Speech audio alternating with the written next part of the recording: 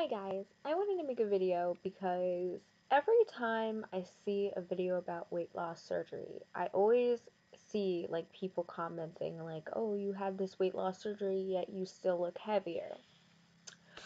So, no, luckily I've never been a victim to that. I must get this camera in good angles because I'll be honest with you, like I still have some weight to go and I've had my sleeve for 3 years. But that is like a consistent thing. So I want to talk about what you should expect when you have the surgery in terms of weight loss. So people think that no matter what, if they get it early, if they get it late, that they're gonna come out and look like supermodels, or that they're gonna lose all of that excess weight. But the truth is, that's like not even a thing. And I'll get to that. So let's say you had your surgery and you were 250 pounds. I've never heard of anyone getting it when they're like lesser. I've heard about people getting it revised, but that's different. Revisions aren't about the weight loss, they're about, hey, my tool is holding too much food, or it's just not where I want it to be. So, okay. One of the things that like people think when they get it low that they're gonna be these supermodels. They're gonna hit their, BMI charts, great job number. And the fact is, it's not necessarily true. So no matter what you weigh, or um, how much you weigh, or like whatever, or when you start this journey, the truth is the surgery is going to help you lose 60 to 80% of your excess weight. Excess weight. Not 80% of your weight, not 100% of your excess weight. 80, 60 to 80. 60 is the general number within the honeymoon period. Honeymoon period being the 2 years that you're losing. At a quick rate. You can still lose. Like, it's not impossible. I'm still doing it. So here it is. So when you're like 250, you're going to lose 60 to 80%. Let's just say 60 now.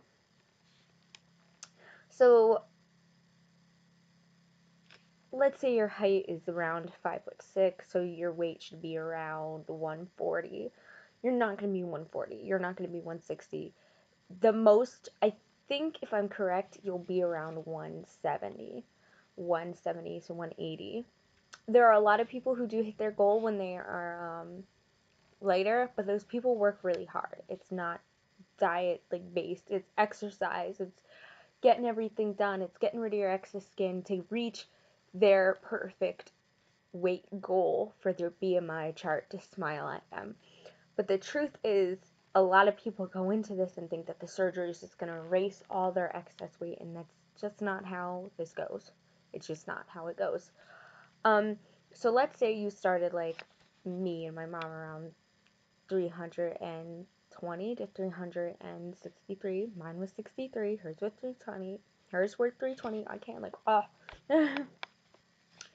And my mom is really proud of her success, and she should be. She's doing amazing.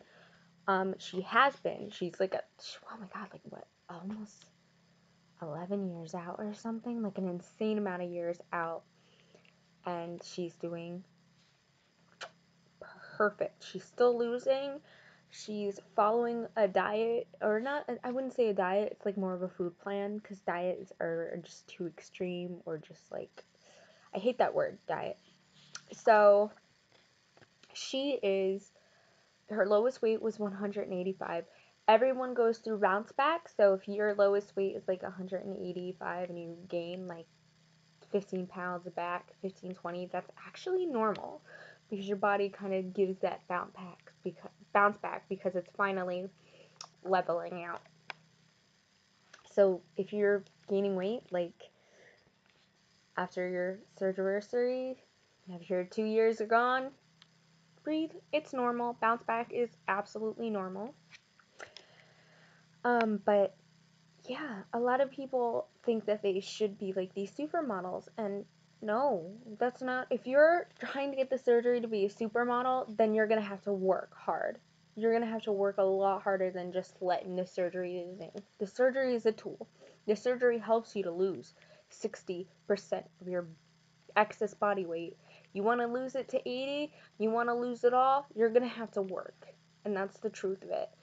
And although this isn't necessarily true, I feel that people who have it at a very heavy weight will never quite get to their BMI chart thing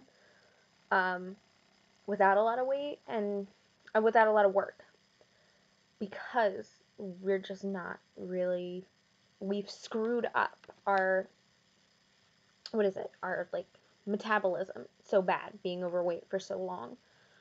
So, and getting to a point where you're big, like super big, like me, I was super big. So yeah, it's still like that whole thing,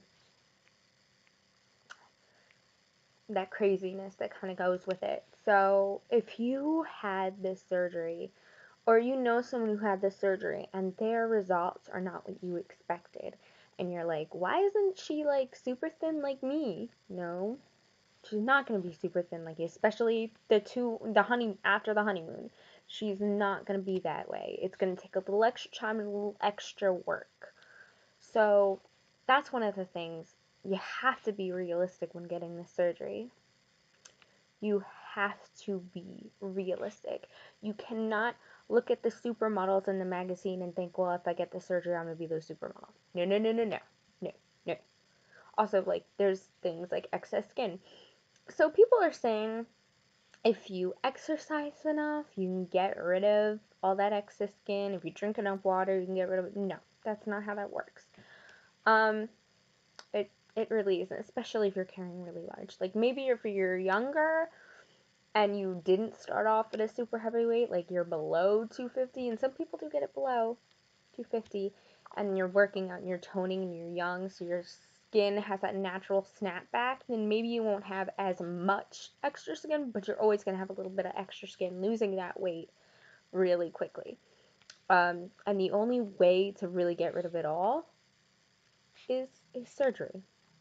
And so if you're thinking, well, I'm young and my skin will snap back no matter what, it's not how skin works. It's not how skin works. So one of the best, like, things that I would recommend is just be real with the surgery and yourself. I know a lot of people who had amazing expectations for the surgery, and then you have to let them know, like, okay, so you want to be this much weight, but you're going to have to work super hard because the surgery is going to take you to this weight. I don't have like the exact percentages, but I'm pretty sure you can look up line. They might have a bariatrics calculator, so you can find out where your BMI needs to be, how much weight are you expected to lose. So I was expected to be about 215 or 222, those between there. And my highest weight, it was 222 or 224, 222. That was 363. But when I had my surgery, I was 247, 244, and that would take it down to 215. I've surpassed that. I am still surpassing it, and I have to work super hard to continue to surpass it. Because the truth of the matter is, it's a lot harder when the honeymoon stage is over. And I work super, super hard to get where I am today. I eat between 1,200 1,400 calories.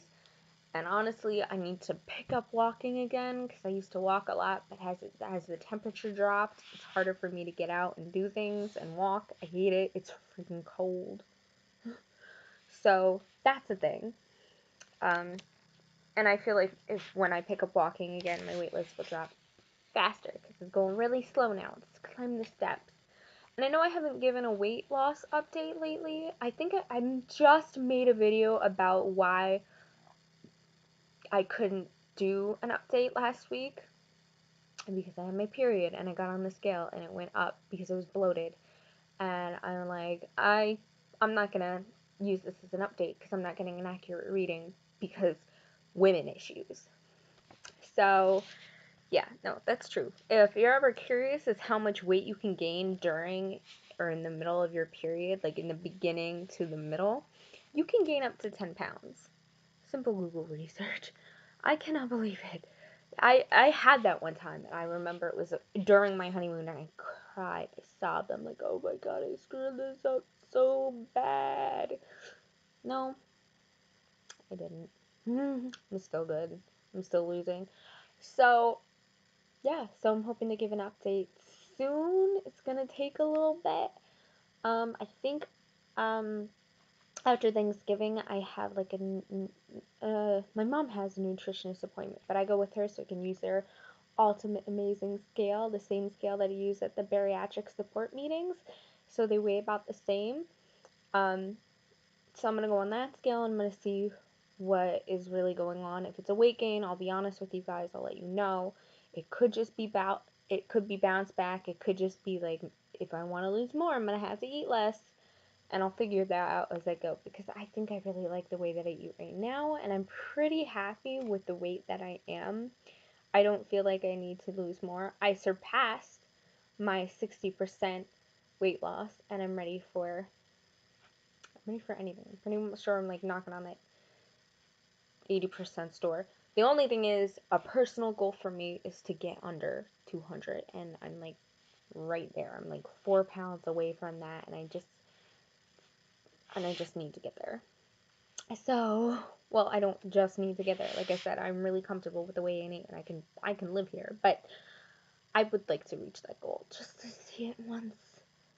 Just to see that goal once would be so amazing. So amazing to get on the scale and see that number. To me, that would be the best thing in the world.